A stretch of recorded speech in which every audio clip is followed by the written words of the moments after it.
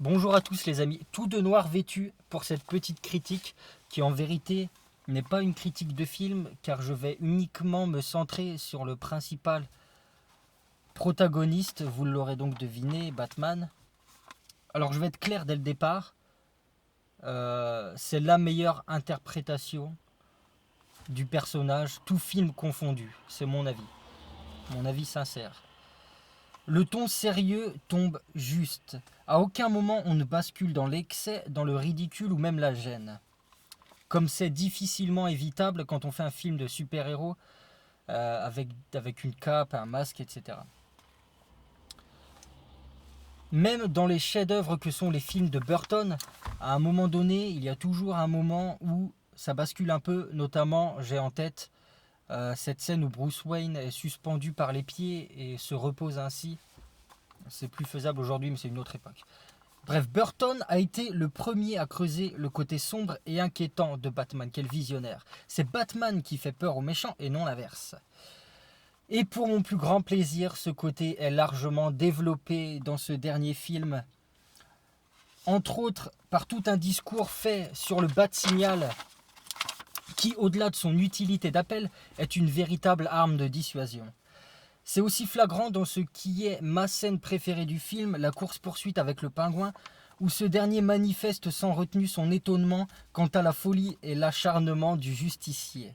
Car la vérité est là. Batman est plus fou que tous les occupants d'Arkham réunis. La différence est qu'il met sa folie au service de la justice et des forces de l'ordre. Et justement, en parlant des policiers, tous les moments sur les scènes de crime sont véritablement plaisants. On se croirait dans un polar noir. Les silences y sont même esthétiques. C'est aussi le seul film qui met en avant l'humilité du personnage. Avec un phrasé quasiment triste, sobre. Il est là, il est présent, il fait ce qu'il fait de mieux sans en rajouter ni s'en vanter. Absence totale de toute forme de célébrité. Comme quand Bruce Wayne tourne le dos aux photographes et à la presse. Pour finir, c'est un film. Alors j'ai cru comprendre que c'est le premier film d'une future trilogie. Quel plaisir. Et pourtant, ce film est complet, avec des personnages de qualité. Vraiment, on ne s'est pas foutu de nous. Pour faire un parallèle, et là je vais faire grincer des dents, Batman Begins, ce film m'a toujours semblé pauvre. On sent qu'il est là pour poser des bases et ne se suffit presque pas à lui-même.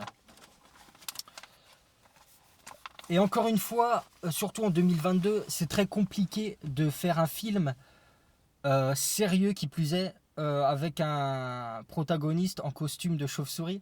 Et là, c'est plus que réussi. Quand Batman se retrouve entouré de policiers, etc., à aucun moment on tombe dans le ridicule, comme je l'ai dit. Et ça s'explique notamment par la réaction des policiers face à ce justicier. Euh, Seulement Gordon propose son aide à Batman et les autres en ont un peu plus cassé, se plaignent de sa présence et font sentir qu'ils n'ont pas besoin de lui. Donc ça rajoute un peu au côté sérieux et on n'est plus dans un film fantastique quasiment, on est dans un film presque réel où un Gotham City pourrait être n'importe quelle ville aujourd'hui avec un crime de plus en plus présent, etc.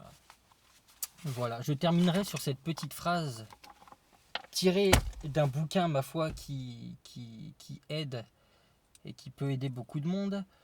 Ceux qui ont soif de justice seront rassasiés.